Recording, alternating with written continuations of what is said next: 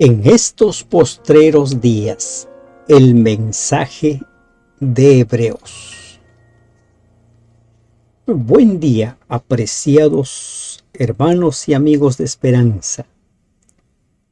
Con la bendición de Dios, iniciamos el estudio de una nueva lección. Jesús, el ancla del alma. ¿Qué es un ancla? Un ancla es un material metálico pesado que se arroja al fondo del mar, del lago o de un río para mantener estable una nave, para que la nave no se vaya a la deriva. Todo cristiano es sometido a diversas pruebas, y cuando las pruebas son cada vez más frecuentes, son cada vez más fuertes, suele producir desánimo, y el desánimo suele llevar a la apostasía. Quien duda es semejante a la onda del mar, que es arrastrada por el viento y echada de una parte a otra, dice Santiago 1:6. La apostasía es producto de la duda que va creciendo y vamos perdiendo de vista a Jesús. Es allí donde entra la figura del ancla de Jesús, nuestro ancla. En esta semana vamos a memorizar Hebreos 6, 19 y 20. El versículo de memoria está tomado de la versión internacional. Tenemos como firme y segura ancla del alma una esperanza que penetra hasta detrás de la cortina del santuario, hasta donde Jesús, el precursor, entró por nosotros, llegando a ser sumo sacerdote para siempre, según el orden de Melquisedec. ¿Cuál es nuestra ancla? Nuestra ancla del alma es Jesús sentado en el trono de Dios. Jesús sentado a la diestra de Dios. La presencia de Jesús ante el Padre es el ancla del alma. Nuestra lección está distribuida de la siguiente manera. Primero, mirando al pasado. Gustar lo bueno. Quienes gustaron lo bueno suelen recaer en el pecado, y cuando recaen en el pecado, en la apostasía, lamentablemente algunos suelen no volver. Y la segunda parte, afirmados en el presente. ¿Qué hacer para no volver atrás, para no recaer en el pecado? El trabajo de amor y sujetados de nuestra firme ancla del alma. Gustar lo bueno. Leemos nosotros en Hebreos capítulo 6, versículos 4 y 5. Dice lo siguiente, Hebreos 6, 4 y 5. Hebreos 6, 4 y 5. Dice lo siguiente, permítanme, dice: los que una vez fueron iluminados y gustaron del don celestial y fueron hechos partícipes del Espíritu Santo, y asimismo gustaron de la buena palabra de Dios y los poderes del siglo venidero. La experiencia de todo cristiano es eso. Desde que nacemos vamos creciendo. Y en ese proceso de ir creciendo, somos iluminados. Cuando nosotros somos iluminados, quiere decir que experimentamos la conversión. Quiere decir que nos apartamos de las tinieblas. Quiere decir que nos libramos del poder de Satanás. Implica también el ser iluminados, ser liberados del pecado y de la ignorancia acerca del misterio de la salvación. Entonces, vamos creciendo, vamos siendo iluminados. Gustaron del don celestial. en la medida que crecemos, también gustamos del don celestial. ¿Y qué quiere decir gustar del don celestial? Es saborear el don de la gracia divina. Saborear el don de la gracia divina. El don de Dios puede referirse a su gracia o al Espíritu Santo, a través de quien Dios imparte esa gracia. También, en la medida que vamos creciendo en la vida espiritual, participamos del Espíritu Santo. Participamos, recibimos la lluvia temprana para ir creciendo firmes. Disfrutamos de la compañía y la dirección del Espíritu Santo. Además, gustaron de la buena palabra de Dios. Gustamos la buena palabra de Dios. Comemos la palabra de Dios. Lo asimilamos. Vamos entendiendo los misterios de Dios, las verdades acerca del plan de salvación. Y además, gustamos los poderes del siglo venidero. Gustar los poderes del siglo venidero se refiere a los milagros que Dios realiza para los creyentes. ¿Y cuáles son esos? La resurrección, la transformación de nuestro cuerpo y nuestra vida eterna. Disfrutar con antelación de lo que Dios nos tiene preparado. Entonces, el mensaje es esto. Quienes han tenido esta experiencia, que han sido iluminados, que han gustado el don celestial, que han participado del Espíritu Santo, que han gustado la buena palabra de Dios, que han gustado los poderes del siglo venidero, lamentablemente pueden retroceder, pueden caer. Y esto es lo que estaba pasando con los hebreos, con los oyentes del apóstol, con las personas a quienes estaba dirigiendo esta carta. Entonces dice, quienes han participado de todo esto, quienes han ido creciendo en la gracia, quienes han ido conociendo cada vez más a Dios, hay un problema. ¿Y cuál es el problema? Es que pueden recaer en el pecado. ¿Y cómo es que nosotros recaemos en el pecado? Hebreos 6, 4 y 6 dice, porque es imposible que los que una vez fueron iluminados, y no solo iluminados, sino también los que gustaron del don celestial y fueron hechos participantes del Espíritu Santo, el versículo 6 dice, y recayeron, sean otra vez renovados para arrepentimiento, crucificando de nuevo para sí mismos al Hijo de Dios y exponiéndole al vituperio. Aquí el apóstol está lanzando una advertencia. Dice, es imposible que quienes han experimentado todo esto, quienes han crecido en la gracia y caen, apostatan, sean otra vez renovados. ¿A qué se refiere con esto el apóstol? ¿Quiere decir que no hay perdón para los que apostatan? ¿Quiere decir que no hay perdón para quienes cometen pecado? Sí hay perdón. ¿En qué casos es que no hay perdón?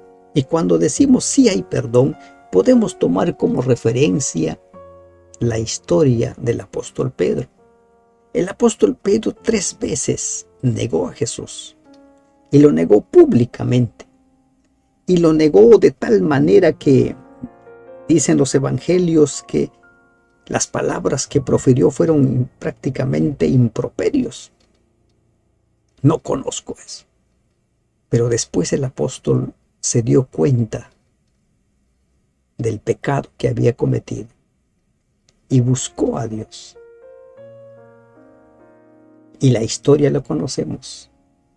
Jesús también públicamente le preguntó a él, ¿me amas, Pedro? Y las 3 veces el apóstol respondió: Señor, tú sabes que yo te amo. Los dirigentes judíos crucificaron a Jesús porque Jesús representaba un peligro para su posición de poder. El que una vez, ¿no?, ha aceptado a Jesús como su Salvador y decide rechazarlo como medio de salvación, lo está crucificando de nuevo y exponiendo a vituperio. Por tal motivo, se niega a cederle el puesto principal a Jesús. ¿En qué casos es imposible que los que una vez fueron iluminados y gustaron y recayeron sean renovados? Hay dos situaciones. Hay dos situaciones en las cuales es imposible que la gracia de Dios los alcance.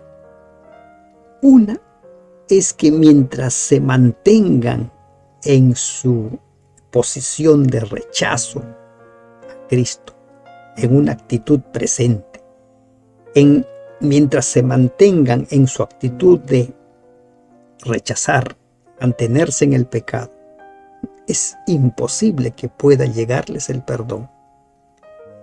Y la otra es que, en el caso de la blasfemia contra el Espíritu Santo, cuando ya el rechazo ha ido tal, cuando uno ha ido a tal punto que llega al punto del no retorno, ¿no?, al punto del no retorno. En esas dos situaciones es imposible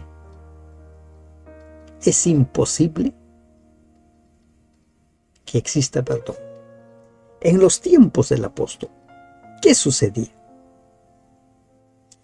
Si ellos rechazaban el sacrificio de Cristo como medio de salvación y volvían a los sacrificios de los animales como medio de salvación, era imposible que les alcance el perdón.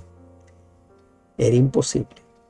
Y muchos se cerraron en ello y no quisieron reconocer su falta. De la misma manera, en los orígenes de la Iglesia Adventista, muchos hombres de fe, por ejemplo, los dos personajes que sustentaron bíblicamente el tema de la justificación por la fe, apostataron, renegaron de la fe y se marcharon. A ellos fue imposible que la sangre de Cristo los alcance, porque simplemente no quisieron. Pero el caso del apóstol Pedro nos muestra que mientras haya corazones que busquen a Dios, que sientan hambre y sed a la palabra de Dios, ellos pueden alcanzar perdón. Sin vuelta atrás, no queda más sacrificio por los pecados, porque si pecaremos voluntariamente, después de haber recibido el conocimiento de la verdad, ya no queda más sacrificio por los pecados. Aquí hay otra jalada de oreja. No queda más sacrificios. ¿Qué sucede? Dice Hebreos 10:26, casi en la misma línea de lo que dice Hebreos 6, 4 al 6. Dice, si pecaremos voluntariamente, después de haber recibido el conocimiento, después de haber sido iluminados, después de haber recibido la gracia de Dios, dice, ya no queda más sacrificio por los pecados. Pablo cita indirectamente Números 15, 30 al 31, donde se habla de aquel que peca con soberbia. Evidentemente no está hablando de los pecados cometidos por descuido, hierro, debilidad o cesión ante la tentación, sino de algo mucho más grave. Conscientemente rechazar. Y dice que quien hace esto, ¿qué hace? Pisotea al Hijo de Dios. Rechaza a Jesús como su Señor, poniéndose Él como Señor sobre Jesús. Rechaza el sacrificio de Jesús. Tiene por inmunda la sangre de Cristo. Y además, afrenta al Espíritu de gracia. En esta condición ha cometido el pecado contra el Espíritu Santo. Y en esas circunstancias no hay vuelta atrás. No queda más sacrificio por los pecados. Pero miren, el apóstol está describiendo lo que puede suceder. Está escribiéndole a los hebreos, le dice, miren, así como en el pasado, el pueblo que salió de Egipto, fueron iluminados, vieron el poder de Dios, vieron las maravillas de Dios. Y después ellos decidieron no creer en Dios. Para ellos, para muchos de ellos, ya no hubo vuelta atrás. Y ustedes también pueden caer en lo mismo. Entonces, piensen. Ahora el apóstol llama la atención. Piensa. ¿No? Hay cosas mejores. Después de la fuerte y sincera advertencia de Hebreos 6, 4 al 6, el apóstol expresa su confianza en que los lectores no se hayan apartado del Hijo ni lo harán en el futuro. Cree que su audiencia recibirá la advertencia y producirá los frutos apropiados. Son como la tierra que Dios cultiva y produce los frutos que Él espera. Estas personas recibirán la bendición de Dios. Nos dice Hebreos 6, 7. Entonces, en Hebreos 6, 10 nos dice la palabra de Dios, porque Dios no es injusto para olvidar vuestra obra y el trabajo de amor que habéis mostrado hacia su nombre, habiendo servido a los santos y sirviéndole aún. Dios no es injusto.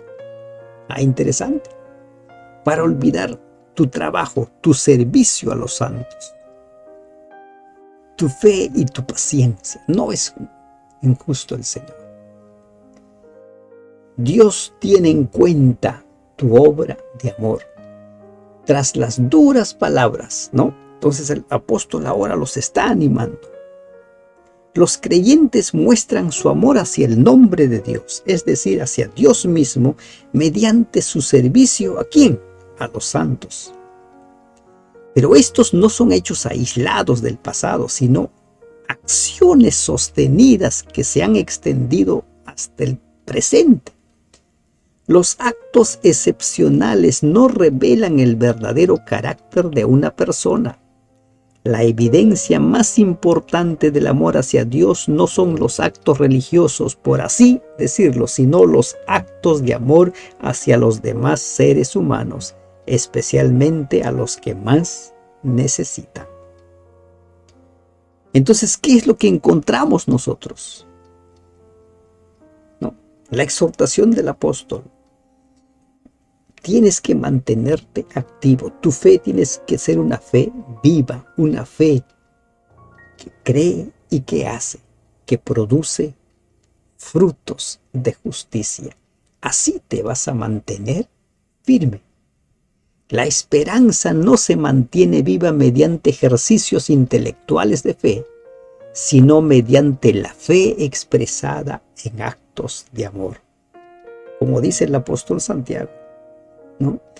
Muéstrame tu fe sin tus obras, y yo te voy a mostrar mi fe con mis obras. Los cristianos que se mantienen en actividad constantemente compartiendo el mensaje, orando, estudiando, tienen más posibilidades de no volver hacia atrás.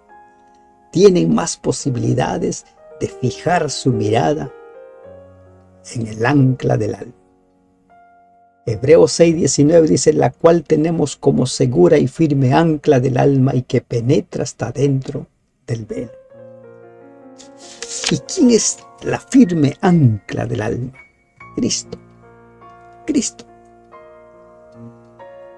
El apóstol culmina su advertencia acerca de la apostasía y su exhortación al amor y la fe con una hermosa y elevada presentación de seguridad en Cristo. Dice la palabra de Dios en Hebreos 6, 17 al 20.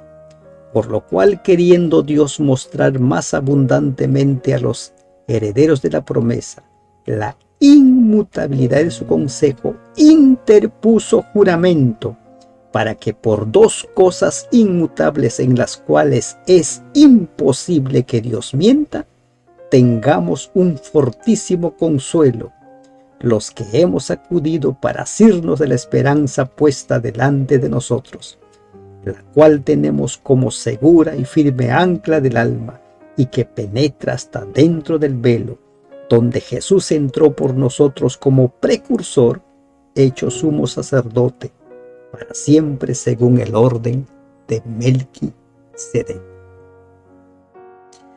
Por dos cosas. ¿Y cuáles son esas dos cosas?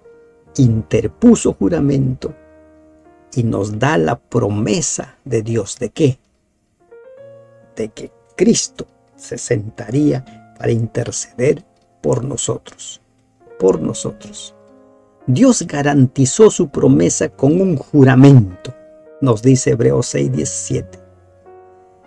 Según las Escrituras, los juramentos de Dios a Abraham y a David se convirtieron en la base fundamental de la confianza en el favor permanente de Dios hacia Israel. Cuando Moisés procuró conseguir el perdón de Dios para Israel después de la apostasía con el becerro de oro, ¿a qué apeló? Al juramento hecho a Abraham. Pero también Dios garantiza sus promesas mediante el acto de sentar a Jesús a su diestra. Esa es la promesa, nuestra firme ancla. La ascensión de Jesús tiene el propósito de corroborar la promesa hecha a los creyentes, porque Jesús ascendió como un precursor por nosotros. La ascensión nos revela la certeza de la salvación para nosotros. La presencia de Jesús ante el Padre es el ancla del alma. Hebreos 6, 19. Es el ancla del alma que ha sujetado o que se ha sujetado al trono de Dios. El honor del gobierno de Dios está supeditado al cumplimiento de la promesa que nos hizo a través de Jesús. ¿Qué más seguridad podemos necesitar? Cristo sentado allí ante la presencia de Dios el Padre. Esa es la seguridad, porque como dice el versículo 20, es nuestro precursor, es el firme ancla de nuestra alma, es la seguridad de que Dios va a cumplir su promesa. ¿Qué más podemos pedir? Cristo es nuestra firme ancla. Jesús nos amonesta acerca de nuestro peligro y nos advierte contra el astuto enemigo. Repetidamente coloca delante de nosotros el deber de mantenernos siempre vigilantes y en oración a fin de no caer en tentación.